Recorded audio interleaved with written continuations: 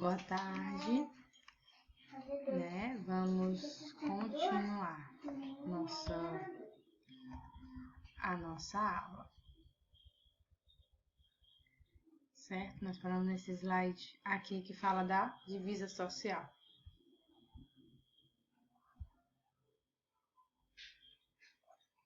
Então, vamos lá. Próximo. Lembrando que o slide, ele já está no material complementar, certo? A Constituição representou uma espécie de estado de bem-estar social, confirmando o método de grande capital que, sob pressão, concede por um período algumas gêneses. Essa orientação vai contra o cenário neoliberal internacional, baseado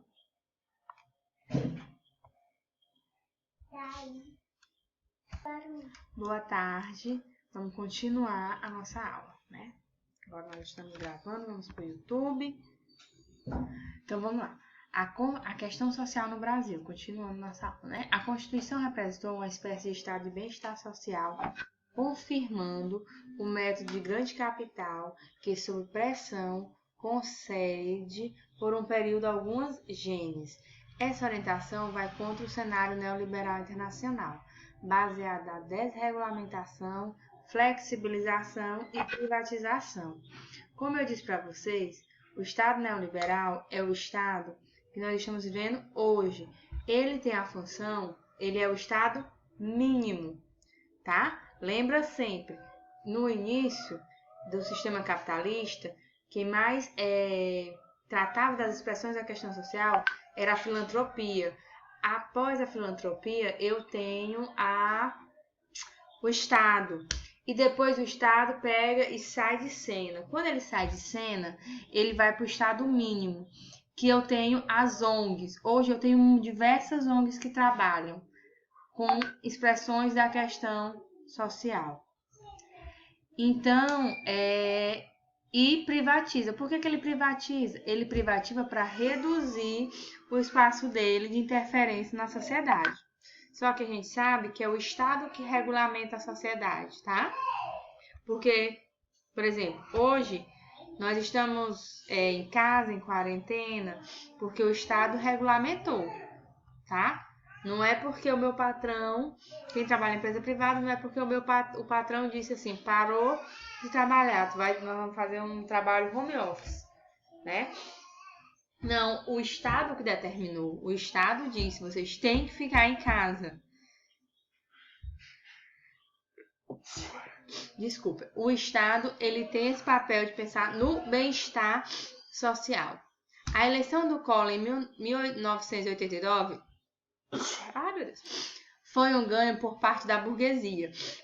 Porque no Collor eu tenho um Estado mínimo. Vamos ler mais à frente. Pois além do caso de polícia, que tornou-se seu governo, mostrou que havia necessidade de um plano menos imediatista. Esse projeto aparece já no governo Itamar e FHC sob o regime do Plano Real. Na época do Collor, o Collor ele foi apoiado pela burguesia, né? Alguns dizem que foi até a Globo que colocou ele lá, certo? Então, Collor teve esse apoio da burguesia, mas a burguesia apoiou, mas queria algo em troca depois. E o que ela queria? Esse Estado neoliberal. Por exemplo, quando eu tenho plano de saúde, o plano de saúde é muito bom quando o SUS não funciona para o plano de saúde. Por quê? Porque aí a gente pensa, não, é melhor eu pagar um plano de saúde do que depender do SUS. Mas, na verdade, o plano de saúde tem algum burguês que se beneficia, que ganha... Agora ficou bom, né? Que se beneficia, que ganha pelo plano de saúde. Tem alguém que é o dono da empresa, que é o dono da burguesia, que é o dono do plano de saúde. Então, quando o SUS não funciona, na verdade, eu estou melhorando pro burguês, certo? Então, e não só o SUS, por exemplo, a água. Por um tempo, gente, os sistemas de água, de energia, de telefone, tudo era organizado pelo Estado. E na época do FHC, Fernando Henrique Cardoso, foi que privatizou, tá certo? Chegamos no FHC. O FHC colocou em prática o projeto político do grande capital. Seu projeto político inviabilizou o projeto social contido na Constituição de 88, em nome da modernização do país. O endividamento crônico do país foi a garantia que órgãos internacionais como a BID e o FMI precisavam para impor medidas que reestruturavam o mercado e garantiam a aquisição de empresas rentáveis pelo capital. Vocês estão vendo essa moça? Essa moça é minha filha. Então ela tá querendo ver, ó. Dá tchau pra eles. Tchau! Manda beijos. Vai passar! Diz, vai passar. Vai passar o coronavírus. Vai passar o coronavírus. Pronto, agora vai pra lá. Viu como não tá sendo fácil pra ninguém, tá? Esse momento de poder... Não pode ficar aqui, não. Não pode. Silêncio, pega. Então, o FMI ele precisava impor essas medidas para o reestruturamento do mercado e garantir a aquisição de empresas, pede para o seu pai, das empresas rentáveis pelo capital estrangeiro, né? Então, na verdade, o Fernando Henrique Cardoso, o sistema político, o sistema econômico, antes do Collor, eu tenho o JK. Ele fez um diferencial que foi 50 anos em 5, né? Então ele cresceu o Brasil, fez rodovias por toda a cidade, por todo o país, trem, trouxe carro, trouxe energia e tudo isso foi pago. Quem financiou? O FMI. E agora ele queria o dinheirozinho dele de volta. Então o Estado teve que entregar para a burguesia, tá? A burguesia, o dinheiro que ele privatizou foi pago para o FMI. Então, o Estado ele se sentiu obrigado, foi pressionado a privatizar. Quando privatizo, quando eu boto na mão da empresa privada, mas melhorou a energia. Antes era do Estado. Por exemplo, no Piauí, antes era Cepisa, né? E hoje hoje aqui no Maranhão é Eletronorte, lá é outro nome, mas é Eletronorte. Então, a Cepisa, na época, era do Estado, era uma empresa mista, metade que a população dava o dinheiro, né, pagava a energia, e a outra metade o município e o Estado contribuiu para manter a fonte de energia nas casas da população. Porém, o que foi aconteceu? Quebrou-se, não havia investimento, né? Melhorou quando entrou a Eletronorte, agora a gente tem a estabilidade da energia, né? A gente não fica mais sem luz por muito tempo, certo? Melhorou, mas a gente não paga mais. Então, quando eu acredito, quando eu boto, minha filha vai ficar entrando aqui para olhar vocês. Quando eu boto que a privatização é melhor do que estar no Estado, eu estou dizendo que as coisas do Estado não são boas. E, na verdade, não é isso que é para ser. Se hoje o SUS, se hoje o Estado não funciona, a culpa é do próprio Estado. Porque não era para ser assim. A gente é para ser tão bem atendido no SUS como é no privado. Tá? Então, a gente não pode acreditar que é melhor privatizar, porque, pelo contrário, sai financeiramente mais caro para a população. E quando eu privatizo, o Estado não tem poder de barrar e determinar valores, tá? Mais à frente.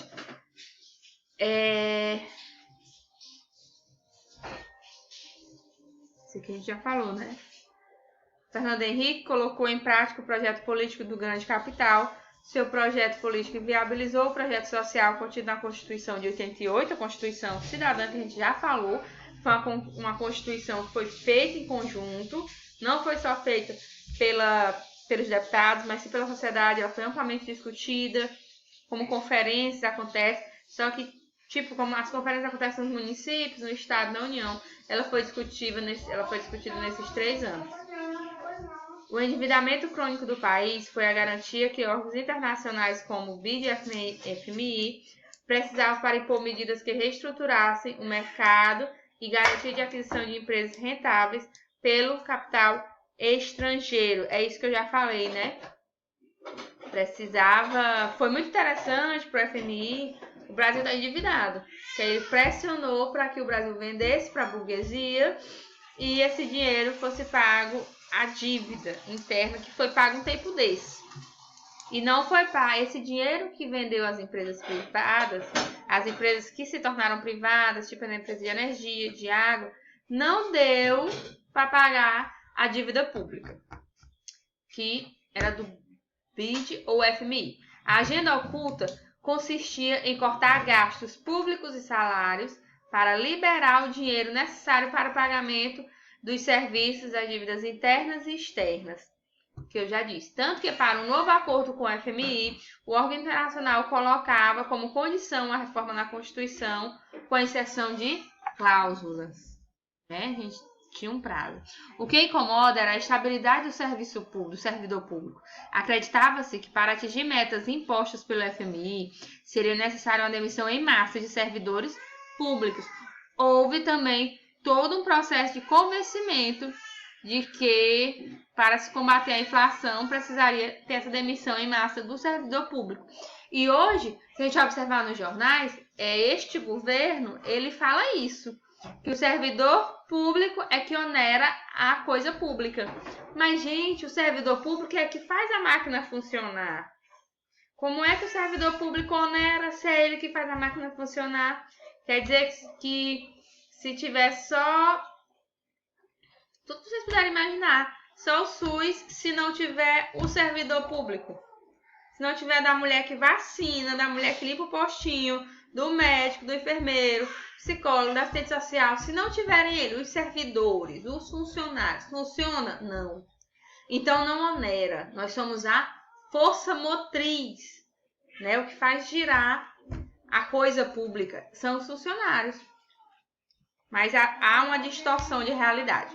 A desigualdade social e a questão social. Aqui realmente é o ponto X da nossa aula. A desigualdade e a questão social, que elas estão correlacionadas, nós vamos ver. A má distribuição e baixa cobertura de programas sociais, o caráter predominantemente contratualista, excluindo os não contribuintes, a estratificação dos benefícios e políticas sociais, a ausência de proteção econômica para o desemprego, enfim, padrão financeiro perverso, insuficiente e regressivo.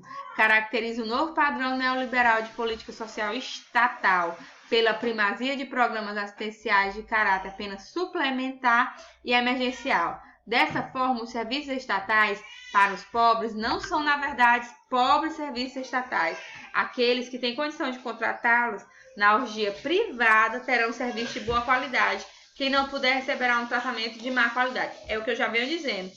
Não adianta a gente acreditar que, porque é público, é de qualquer jeito. Não pode. Está na Constituição, está em todas as políticas públicas. Elas têm que ser executadas com excelência. Quem paga a coisa pública somos nós, servidores, nós, funcionários, todos os contribuintes. Gente, vocês pagam pelo um fósforo.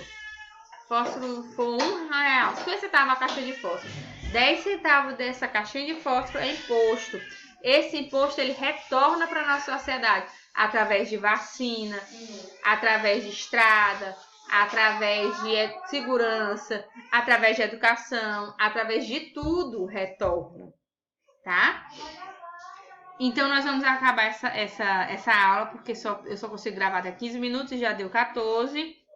E a gente se vê mais à frente.